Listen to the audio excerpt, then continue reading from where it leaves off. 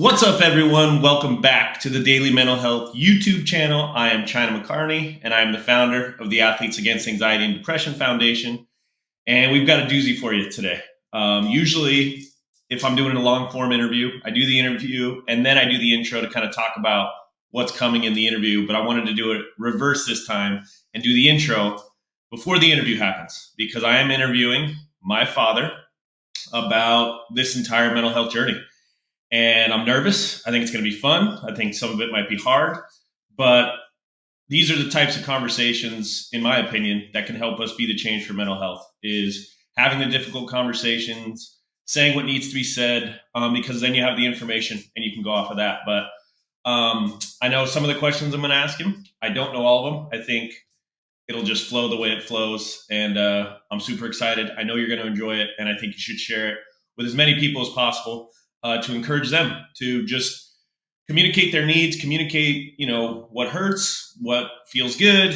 And hopefully it encourages other people to be genuine, be honest, be vulnerable, and we can change the world one person at a time for better mental health. So here we go. Interview with my dad, John McCarney. Hope you enjoy it. Hit the subscribe and alerts, all that good stuff if you do. And we'll see you soon. John McCarney, ladies and gentlemen, introducing you to the world. You've watched a lot of these that I've done, but we've never done an interview together outside of maybe in the Antelope Valley when I was a senior in high school on the most tacky local news station of all time. Do you remember that one? With I Coach do James? remember that, where they asked me questions about you and you about me, where we looked at each other like, have we ever talked to each other? I know. But no, I'm excited for this. These are the types of conversations I want to do on this channel.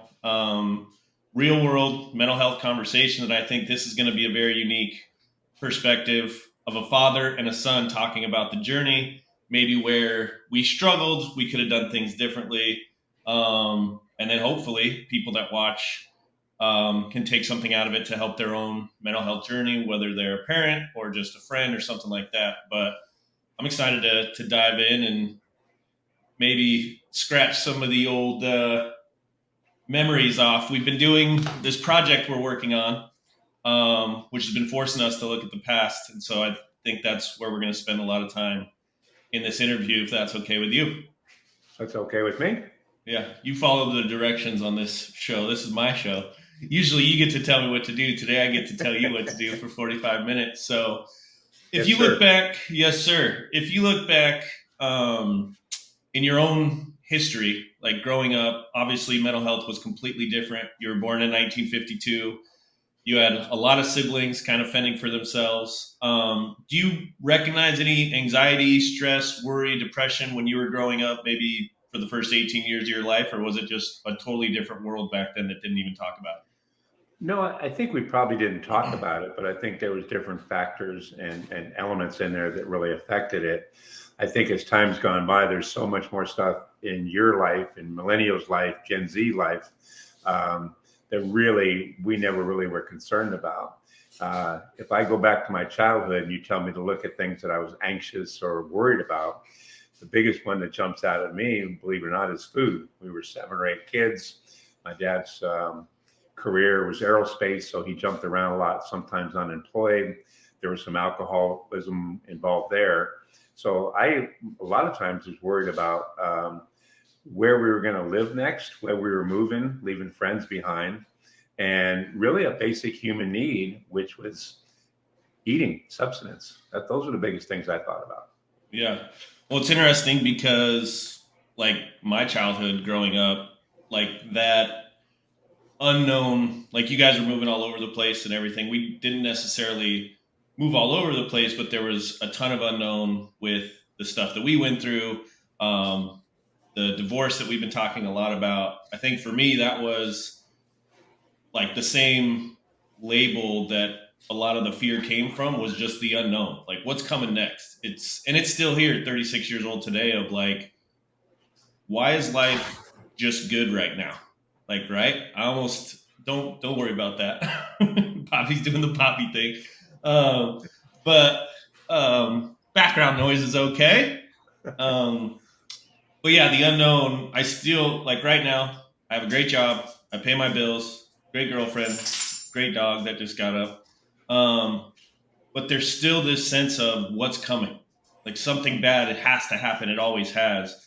And so back to your story, when you graduate, you're a great high school football player. You graduate high school, you go to Oregon to play football, just to paint the picture of your past for people. And then there's no real guidance for you, right? Like, at least for me, even though childhood was insane, your voice and my stepmom, your wife now, Barb's voice, was like a good guiding light that I could always kind of come back to and default. You didn't have that.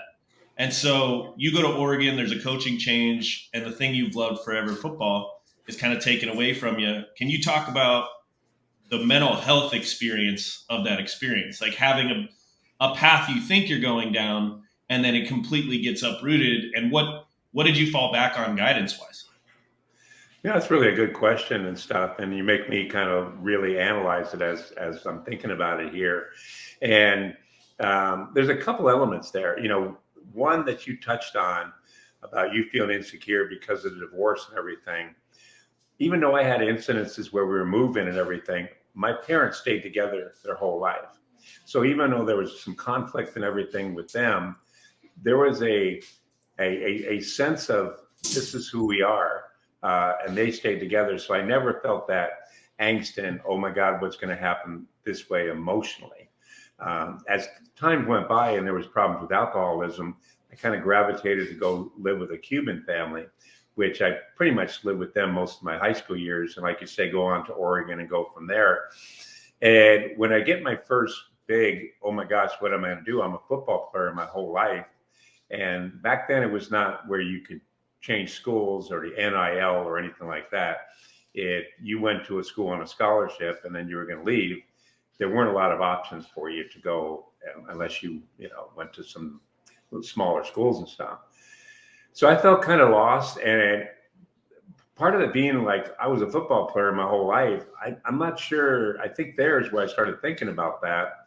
And I was just lost. It was the end of Vietnam. I enlisted in the Air Force mainly because I didn't know what I wanted to do. I didn't really want to go back to my what I call my blood family, my birth family. And my Cuban family didn't really understand the football stuff that much. So I really just was looking for what I want out of life. But where I was nervous about some things, I didn't have this sense of loss in my stomach or my heart, like, oh my God, who am I? It was more of a question of like, who am I? And kind of an exploration rather than a loss. Yeah. If that makes any sense. Yeah, no, it makes sense. And I'm wondering if maybe just because of like you had to do what you had to do to keep life going, right? Yes. And then the first time I ever saw you cry was when we went and saw the movie Rudy together. I remember that. And so I was like, whoa, my big 6'6" dad that I've never seen cry is crying. And so there might have been a delay in processing all of that too, where it was like, you didn't think about it. And then all of a sudden you watch this movie where it's like, oh, like all of that wave of emotion kind of rushed over you when you watched that movie. That's a what happened? Oh, I just lost you right there. That's a great point, China, because I remember that vividly, right? And like when I preach to you and I talk about it, that a quote unquote, I don't really have any regrets in life because the path I ended up taking led to different things. And I really look back on stuff now going, it's all great. But there was a sense of loss of the football thing because that was who I was the entire time. And the fact that I left Oregon after a year, there was a sense of failure to me. Like I didn't stay through, stay true to that. And I did love football. I mean, when I got out of the service, I played at the pickup games and I loved just catching the ball and stuff. So there was a realization and oh my gosh, what would have happened if I would have gone in football? But I can't really quantify it as a regret or like I lost something because especially the older I get, the way you say I'm annoyingly positive, I think my life's journey has just taught me that different things that come into our lives can be very positive, and it's how we look at them and how we embrace them as to whether they are a regret or whether it's a positive new direction we go off into. Well, it would have changed the world forever because I wouldn't exist if you kept playing football. And that That's would right. just be the There you worst go. world on this planet. Wait, That's worst that's world on this planet. right. Must be your son.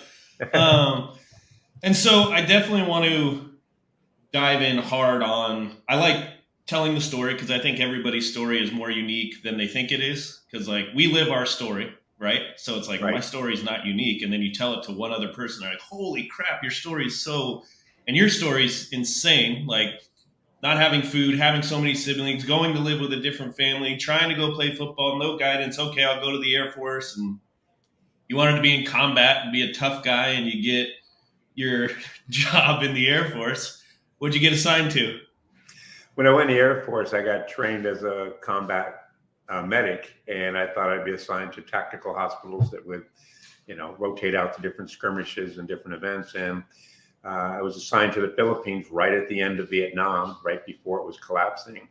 And I had the incredible, difficult duty of working intensive care newborn nursery, working out with premature babies, and embraced it, loved it, ended up loving it and taking care of the babies. And then, but as Vietnam collapsed and Operation Baby Lift commenced, which was bringing the mixed race children from Vietnam with the American soldiers and the Vietnamese women through our base, I felt a sense of guilt there because I was so good with the premature babies that I didn't really get to help with that or go on the planes where when my buddies did, who ended up dying in a plane crash trying to save babies and stuff. So it is a different journey when you look at it and you start bringing these things out of me. It really is kind of unique in the different things that happen to you in life. So, Well, we haven't even gotten to your marriage yet, so if you think it's unique so far, but that's a good lesson for people listening, as well. Is like you had a very different path that you thought you wanted to go on, and then you get assigned to premature babies. Not only did you do it, you did it amazing. There's articles I've seen of like commending how great you were in saving these babies' lives and stuff like that. But our journey oftentimes is not, I mean, pretty much 100% of our journeys are not going to go the way we think it's going to go. And sometimes that's okay. And not only is it okay, it's way better because you were safe, you did amazing work, you've connected to some of these babies now with what we'll get into at the end with your screenwriting, which my whole life growing up, I didn't even know you could read. And now you're writing award-winning scripts. So it's pretty cool. But I do want to make sure we keep like on the theme of mental health because that's what the yes. channel's about. And I want to get into parenting, what it was like kind of watching somebody struggle with it, how that feels. It has to be amazingly painful spectating. But yeah, I guess the first question on that journey is as I'm growing up, obviously we had a crazy divorce going on. We had some really bad people trying to find us and stuff from a past that we don't have to go into. But there was just crazy stuff going on.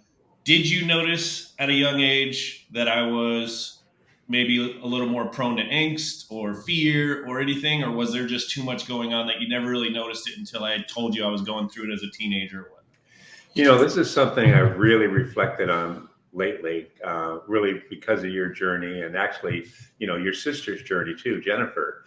And, my my focus, and probably as you already touched on, comes from my childhood about is there enough to eat food wise, shelter, where are we going to live, what we're going to do. So I really, when the divorce happened, and it's a huge emotional trauma, I think how I cope with it is I went towards the physical needs of you guys. And without going into too much details, like you say, I ended up with you guys. It wasn't where it was really a shared experience. I was pretty much taking care of you and your sister. And so I really tried to take care of your physical needs. But reflecting back, I'm thinking mental health wise, I probably didn't pay attention enough to your emotional needs or really thinking about that or what, the angst. Like if you guys were worried, I don't think you were really looking back. We're worried about your day-to-day life, about eating and shelter. But I kind of interpreted it as that. So no, everything will be okay. Don't worry about it. If we go hiking, I'd always make you guys afraid that, if we saw deer, well, if there's deer, that means there's mountain lions. It was the physical part of your life. And I really been reflective. Even this morning when I woke up, I was reflective about that mental health side of the emotional nurturing that I probably didn't give you guys, that was probably lacking.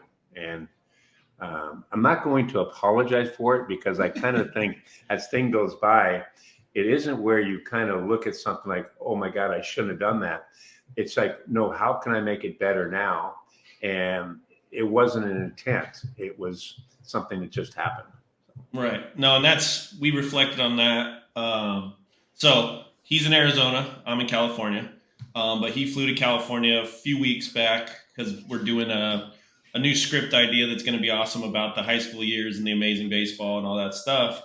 And we talked for like an hour, and it was the first time that I figured out how to articulate something where I didn't want it to hurt you, but I just wanted to, like, your love language was execution, I think is how I said it to you, right? Yeah. Which was absolutely needed.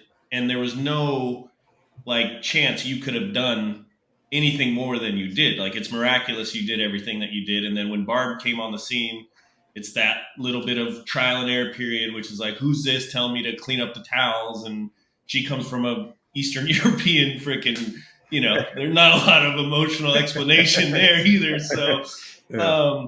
but we reflected on it. And I think, like, for me, if I have children, or anybody listening out there, if you have children, like, a lot of times parenting and coaching for that matter is do it my way, do it this way, do it this way, do it. Why? And if you ask why as a kid or a player, a lot of times coaches or parents are like, because I fucking said so, It's like, Yep. there wasn't a lot of explanation on, like, what is love? Like, not talked about what is bullying. There's bullying at school. Or I remember when I sprained my ankle in the backyard during baseball season because I was playing basketball, because sports is always my escape. And I come in the house really hurt. And instead of like, oh my God, what the fuck are you doing? It's baseball season. Like, we get. So, yeah, I think if parents can remember that, the lesson will be received better and probably stick longer if there's a why with whatever's being taught. Don't do this, why? Or, different things like that. But like I said, oftentimes the mother's doing that, Yeah. right? You're talking to your mom. I have a great case study in my life with my CEO, Jim Batcher, and his wife, Dina. I get to watch them parent, and I get to watch Graham getting picked on by the older brother, right? This was a story that happened. I remember it was just like, oh, that's the other side, right? Because we were all playing basketball, and as boys will be boys, Graham's the smallest. We picked on him. We were swatting his shots, and just Jack wouldn't let him score, and he was just getting. Jim, was participating in the bullying, kind of.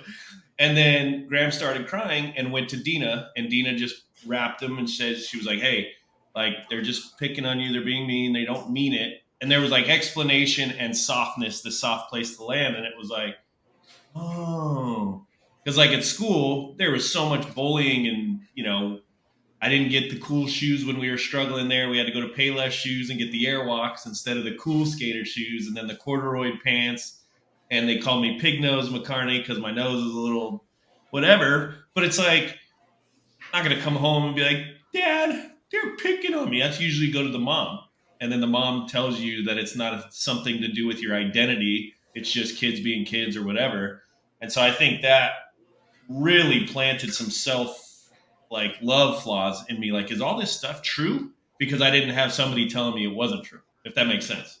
It makes total sense. And as you're saying, I'm kind of remembering, the time and everything. And I think of the part where you're saying where it's like where you come home and you couldn't really talk to me emotionally like that. I really think about how we probably lost an opportunity together in different ways, because I think I had a lot of emotions within me that I didn't want to put out there, because I looked at it as a weakness. I'm your dad. I got to keep this together. We got to battle through this. And, and I've told you this before. This is the way I kind of approached your high school years, and your sister Jenny's too. It's like, the high school years, if you can get them through it, not addicted to drugs, not being in jail, and not pregnant, you've done a good job. So I looked at that physical part, but it really ignored that mental health component, like you say. But I think something that could be reflected by parents, it's not just for the kids, but it's for yourself. And like, okay, why did I do that? Okay, part of it is I'm saying, okay, it's this part about the physical world. I was missing this, so I projected that. But also desire-wise, and how I saw how you were such a great athlete. And I think I vicariously kind of pushed you that way, thinking, okay, here's your success. Go through this. And I became so focused on that. And I think it was really detrimental for you because I was really focused on that. And I wasn't paying attention to your emotional needs, that almost became a sore spot between us, especially as you were really starting to get interest from colleges and professional scouts and stuff. The way I was with you, it wasn't where we could really enjoy it together. It was almost something that I felt like that I was pushing you. I think I was a pretty dang good sports dad at games and practices and all that. But the opportunities as a parent, I was having a tough time balancing that towards trying to support you and pushing you. And I think that's what a lot of parents, mental health wise, could really set off their son or daughter if they don't really balance those two and really think what's the motivation behind encouraging you. Yeah. Yeah. I think that goes back to that why. Why? The why. And like you said, I think we both missed an opportunity and we weren't emotionally intelligent enough to talk. And like we talk more now emotionally than I think anybody does when we talk.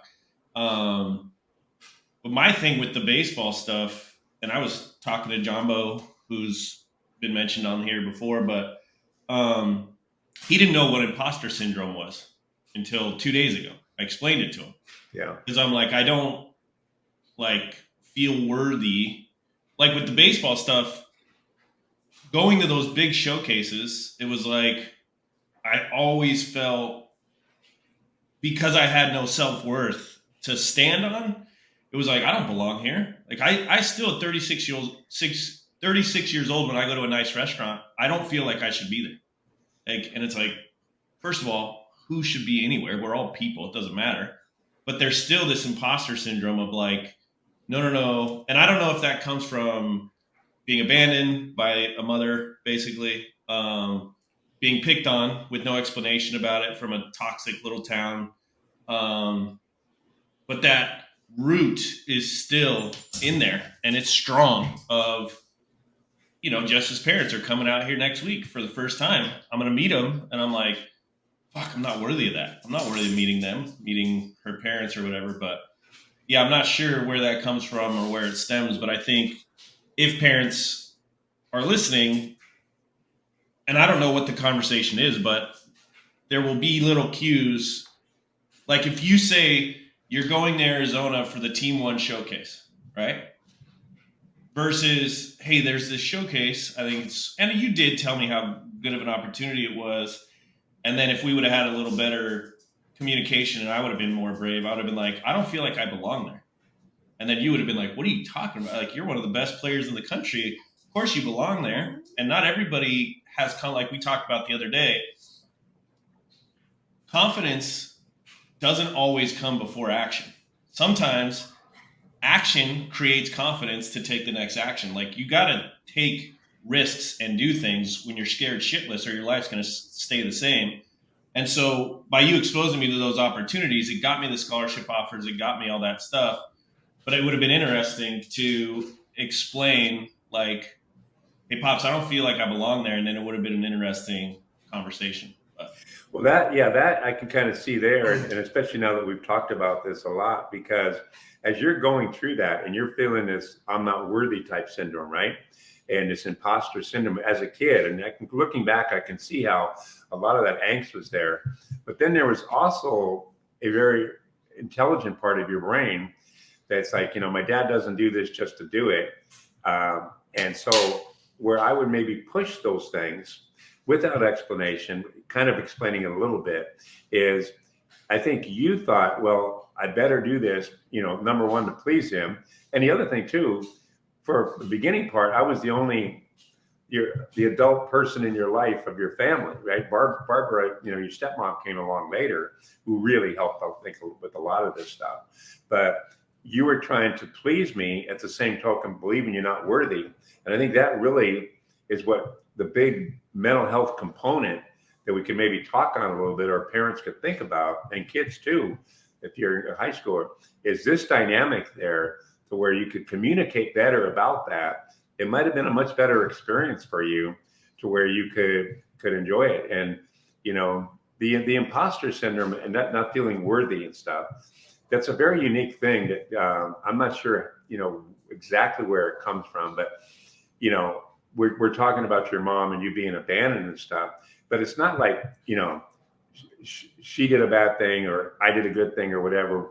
Both of us are involved in this whole process about what happened to you, and just who she was in her childhood affected a lot of things where she had to make choices. What she did and I did really affects you, and the results of our choices and how we handle those things. You especially when you were 3, 4, 5, 6, 7, 8, 9, 10 years old, trying to process it like, did I cause this stuff? I'm not worthy. If I'm quiet, or if I say something to my dad mean, is he going to go away like my mom? I don't know what was going in your head, but that's the mental health component that I think parents and kids need to talk about, so there doesn't become this separation of interest for the kid. You have your best interest. I have your best interest. How are you going to proceed to do what you want to do within the confines of me parenting? And parenting is an interesting thing. It's not telling you what to do. It's sharing your journey of where you're going to go. And that's the part that I finally learned, but it took me a long time. Yeah. But I think the majority of problems in life are unexpressed needs and unexpressed expectations in all walks of life. And that's I think a good way to put it. With, like, you think about all the problems in the world, and you think about, for sure, most of the problems with mental health is you're basically hiding something or struggling with something that you're not telling someone about. And so if you're not telling someone that you're struggling, or you have unexpressed negative emotion inside, I think that's where you start to deteriorate up in your head. Because if you don't, and I think in relationships, I've had to learn this, is like, of course the other person knows that I'm struggling, right? Oftentimes no one cares. No one's thinking about you because they're thinking about themselves. And so if something is bugging you or you're struggling with something, I think you have to bring it up. But I think the only way you bring it up is if you know you're in a safe environment where it's going to be met with at least a neutral or net positive result. Because the worst thing in the world is to have a really shitty coach, for example, and you work up the bravery to talk or like say, Coach, I'm struggling. And if that is met with, oh, you're such a little wuss, like you're just weak or whatever, that's when you can get into some suicidal areas, because you worked up all this courage and then it's met with negativity. And that's why I try as much as possible to never or assume that somebody is going through something and that's why they acted the way they did. Like, I try to give people the benefit of the doubt, because I look at some of the decisions that must have been questionable in my life, like, oh, why didn't he do this thing, or why did he miss this, or what's this? And it's like, I was miserable mentally at the time. And so I just try to give people the benefit of the doubt now. Yeah. And that's the thing is, but it's kind of like the thing where they talk about good communication comes from good listening. And, you've taught me to be a much better listener than I was, and to really listen to somebody throughout and say the whole thing they're going to say and not jump in to say it. I was terrible at that, I think, with you when you were in high school and stuff, about you were going to start to tell me something and I would just jump in and go, but. And I'll never miss a great moment. And I know we both agree that Barb made a lot of great changes. I remember in one of your games, a devastating loss you guys had, which weren't that many in baseball, but you did have one. And I was, as afterwards, it was like, I'm thinking, okay, it's okay. Look, you got all these hits, you pitch great, and blah, blah, blah. And I'm getting ready. I just want to talk to him. Barb just grabbed me and she goes, John, she goes, just leave him alone. Let him have a while. Talk to him tonight about it. And it was the first time I ever did that. And it was one of the better times we had, because it was so hard for me going home in the car and not saying anything to you, except like, hey, where do you want to go to eat? Do you want to eat now? No, I'm tired. I want to go home. And then we talked, and we actually had a really good conversation about it, recapping it later when you brought it up, when you wanted to talk about it at your time. And I really think us as parents, we're not fans. And I think what happens with that stuff, when parents go there and they put the jersey on of their kid and they're right there, they're just putting, I think, an amazing amount of pressure about executing for them, through them, with them. And you have to have your space. You have to have your downtime to process that experience and then share it with us the way you want. And then I can share what I want to share at that time. But yeah, I think that's a great line, that we're parents, we're not fans. And I think I've seen some of the worst human behavior of all time at youth sporting events, where people get crazy. You see the fights on social media. And I think you made a great point there about listening, as you're not paying attention right now. Well, I was looking for a quote. I had a quote that I wanted to give because it was, but go ahead. Yeah, but the timing of communication, like that's the point you hit on there, which I think is incredibly important. And I think it's missed, because a lot of times you think of something you want to say, so you just want to get it out of your head and you just say it. But if your audience is not ready, or it's a bad time, then you're going to miss that opportunity altogether by trying to force it. And so I've noticed this in my relationship.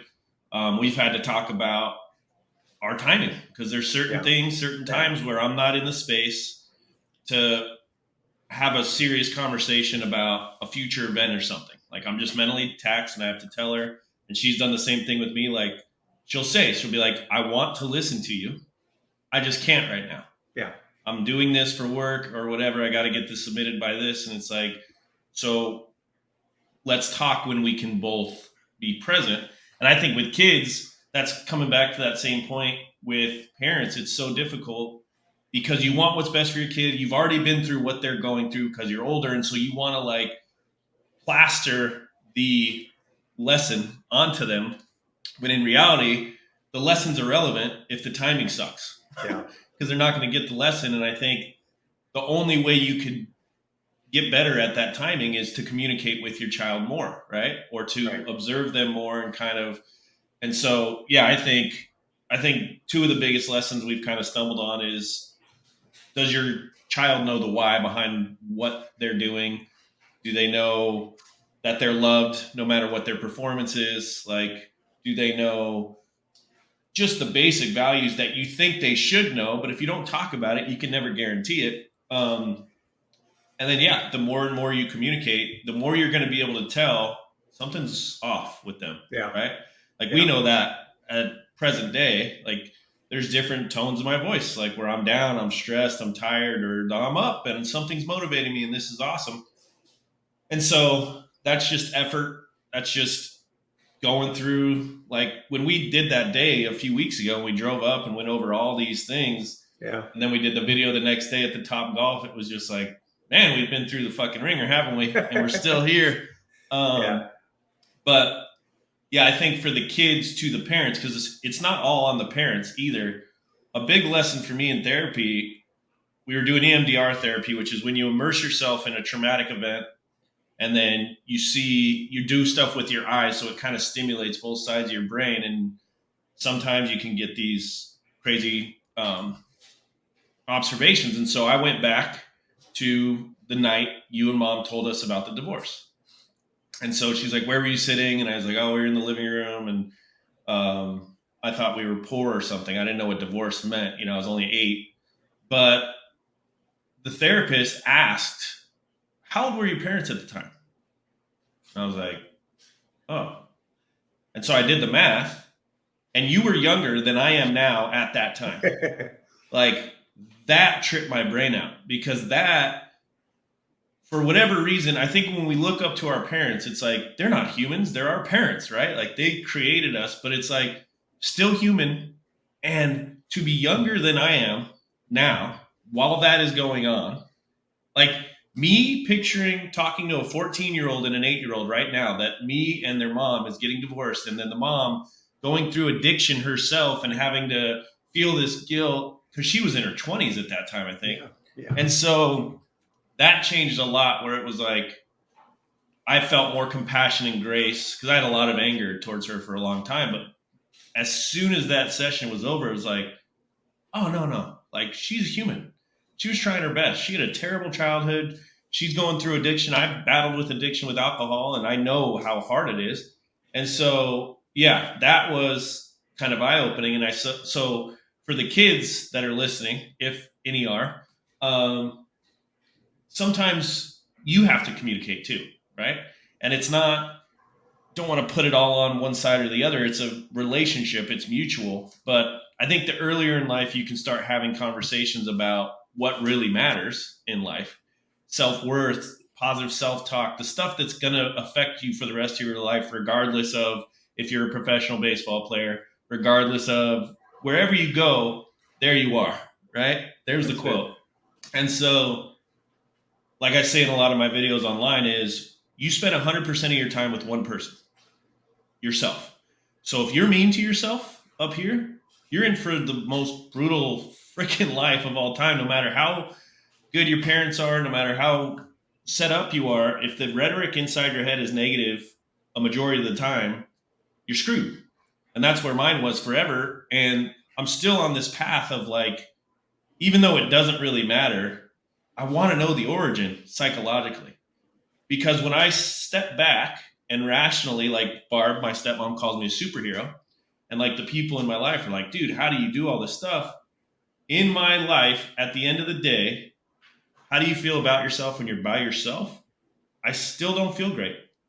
And I still question, like, a bunch of things. And I'm just on this path of, I'm going to find the origin, when I don't think that's what it's all about. I think it's, you got to be present and just work on it going forward. But that's still the most difficult thing for me, is the negative self-talk inside my head. And I don't know if there's a parenting tactic that can help that. Well, I don't really know if there is that with that and everything. I do think we are a sum of everything that's happened in our life. So probably a lot of things that have happened is what is why you're there. But I do know, just from getting older and stuff, that as time goes by, certain things fade away that you start embracing and really caring for yourself. Like, I mean, like right now, I couldn't be any happier than I am, excited about things that I'm doing, trying to change the world in a different way than you're doing it, in a minor, much better, but just a simple little things. Like I teach in ESL class, different things to just make the world a little bit better. And as you do that, you'll start feeling better about yourself. And it just takes time. It takes time. It's at some point, I think you're going to wake up one morning and realize there's nothing to forgive yourself about. There really isn't. There's, that thing about everything being present and going forward and being in the present moment. I do morning meditation and some basic exercises based on what I learned from you. And I really embrace the moment. I do my 4 deep breaths to try to get totally in that moment. And what's my intention for the day? Everything else behind that is now gone. There is nothing behind that. And all you can do, even if you're feeling quote unquote guilty about something, what are you going to do about it? You're going to try to do better today. So even if that past is still there, use it as fuel to do something better going forward. But that's the way I look at it. And as far as like a parent, or like, and we're talking quite a bit about sports as coach, I was talking to your ex-principal of your high school years, who's actually an assistant baseball coach and football coach and I was talking to him the other day, and he told me what he learned from your journey, China, of watching you and you forming the Athletes Against Anxiety and Depression, of all the stuff that you were going through probably at that time, that it made him change how he does his coaching and how he talks to different people, students. He calls it front loading.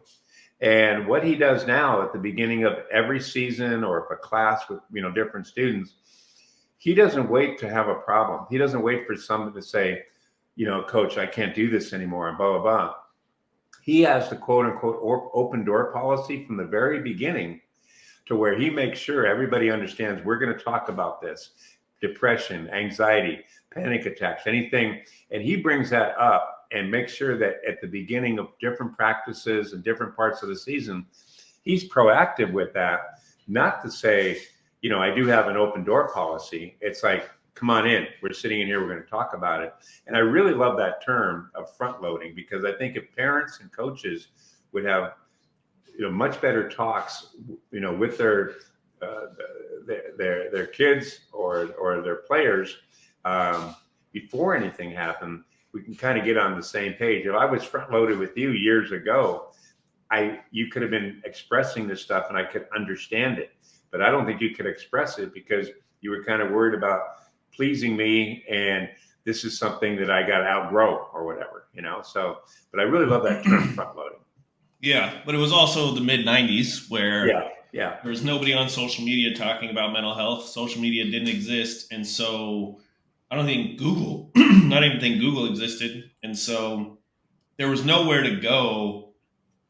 Like, it almost had to go exactly the way that it did, so that now modern day people like me and other people are doing it out in public, talking about the flaws of the system that were the past. And that's how change happens. And I think more and more celebrities and stuff are talking about mental health. It boggles my mind that we've even gotten to a place where we are, where like we have to talk about mental health, because like, obviously I was in sports, but I remember in school being taught about physical health. I mean, we all are in PE, and it just, I don't know. It just boggles my mind that we would not have mental health education in schools when mental health issues lead to murders, suicides, drug use, like all the things we say we don't want in our society. But I think there may be something going on in terms of control from the top. But this is not a conspiracy theory podcast. But yeah, I mean, that's awesome that Pinkston is doing that, because that's what I've always been curious about, is like, man, if somebody would have come and talked to our team about mental health when I was going through that. Because now when I go talk to teams, still in 2023, when I say any questions, there's a pregnant pause. And the first kid's like, I'll ask. And he asks a question, and it's clear that he's struggling with mental health. And then everybody asks a question. But it's like that first person, and I know I would have been that person to been like, I've actually been suffering from this stuff or whatever. But yeah, that's cool that he's doing that. And so, yeah, go ahead. No, but I think, I think you hit it right on the head there too. It's like, that time where it wasn't talked about and it was looked down on. I mean, like you said, it's a weakness or whatever. I think it's actually kind of a natural progression where we kind of, bemoan technology and changes in the internet. They're just tools and how we use them. And I think with the advent of the internet and stuff like this, where everybody can talk and get emotions out and realize, oh my gosh, somebody else feels like that. I've seen the different texts, the emails and stuff that you get from people that you totally change their life, China, by saying this, and they can say, I feel that too. So in a way, it's not, again, it's the thing about not looking back. It's about looking forward, because we do have this technology now. You and I are sitting here talking about this, which we never would have done years ago. I don't think we would have had these great open conversations like we've had in the last year or two if you didn't, have this medium that you're using. That I look at your and I go, oh my gosh, I didn't realize she was feeling like that. So I don't think we look back with it. I think we get excited that we do have this, and we keep changing. And and I know that if you go into a room of guys, you're still going to have a hard time with it, right? Maybe even girls too, I don't know. But it's where one by one, as that hand slowly comes up, it starts opening up the doors and starts being there. And that's why, that term front loaded by your, Steve Pinkston, your ex-coach principal, I just thought it's a great tool for coaches, teachers, parents to have, is don't wait till there's a problem. Like, why did you do that? Why did you, It's do it in advance so they, if you could express yourself the way you felt in a way, back then, we may have been able to do that. But then again, there are things that happen to affect how we are that I can't explain. Nobody may ever be able to explain it to you. But I think the key is can you use it as fuel to make it better today and to move forward, and to use it to change other people's lives, which you obviously have.